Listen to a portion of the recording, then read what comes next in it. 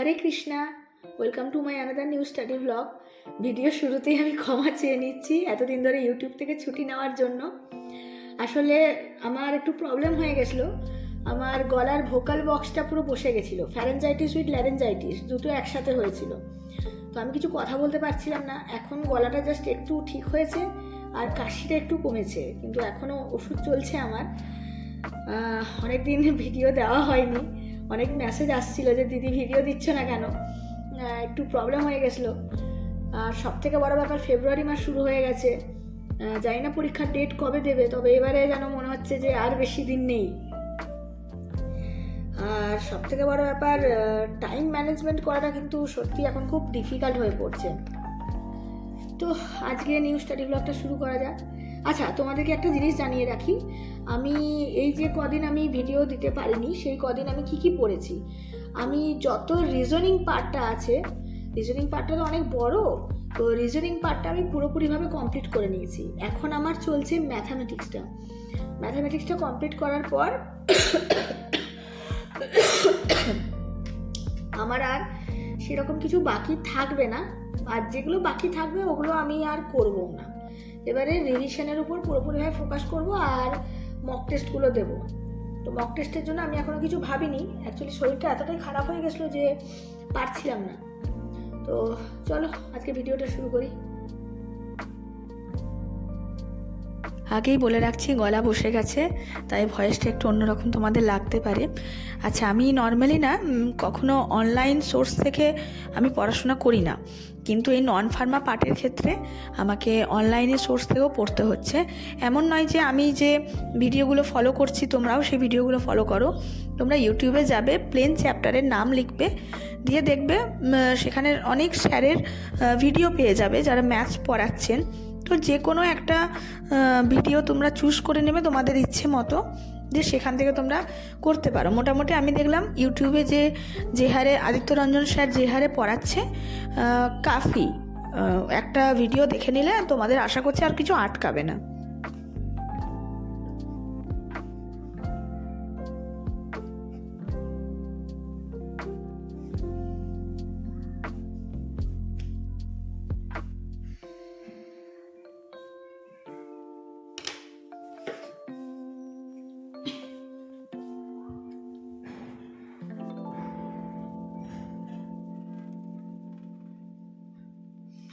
বারোটা বাজছে, এতক্ষণে ফ্র্যাকশনটা কমপ্লিট হলো।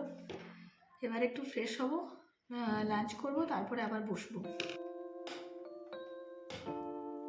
অনেক কষ্টে দুপুরবেলায় ন্যাপ নেওয়ার অভ্যাসটা ছেড়েছি, প্রচুর কষ্ট করতে হয়েছে। ওই জন্য এখন লাঞ্চ করার পর একটুখানি রোদে বসে থাকি, তারপরে আমি চা করতে আরম্ভ করে দিই, আর চা নিয়ে আমি সোজা উপরে চলে যাই। আমি তোমাদেরও যদি এরকম একটা অভ্যাস থাকে যে দুপুরবেলা একটু ন্যাপ নেওয়ার, আমি একটা ভালো ট্রিক বলছি।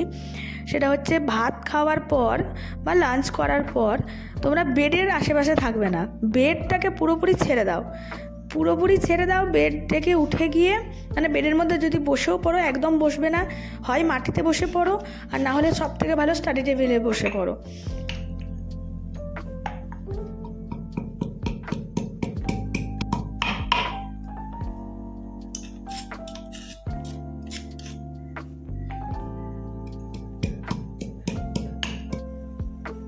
আমার কাছে পড়তে বসা মানেই চা, না হলে কফি।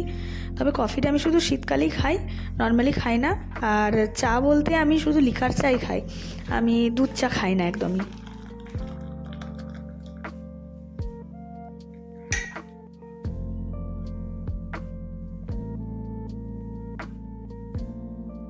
ইউটিউব ঘাঁটতে ঘাঁটতে এই চ্যানেলটা চোখে পড়লো, তো আমি এই চ্যানেলটাকে ফার্স্ট ক্লাস করলাম।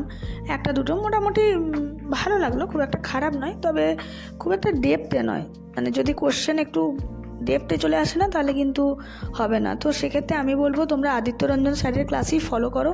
স্যার প্রচণ্ড ডেপথে পড়ায়, তোমাদের মানে লাভই হবে, ক্ষতি হবে না।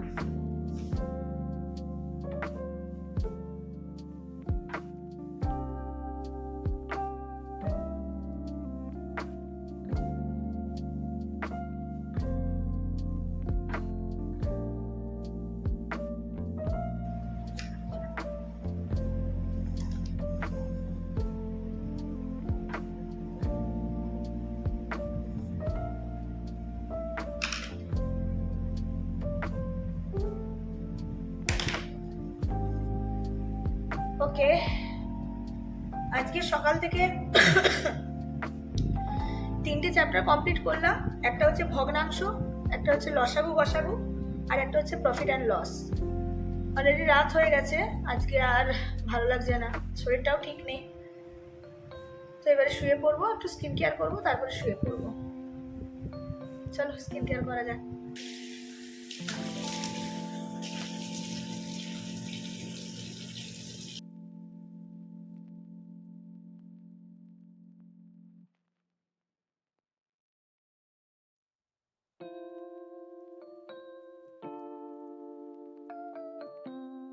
আচ্ছা, স্কিন কেয়ার করতে করতে তোমাদের জিজ্ঞাসা করে নিই, তোমাদের সবাইকার প্রিপারেশন কেমন চলছে।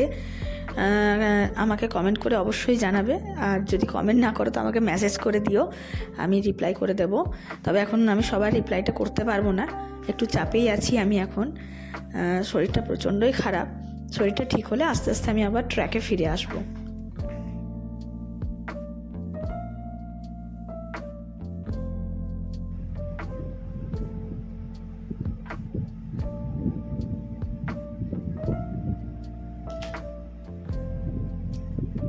চলো, গুড নাইট, বাই বাই।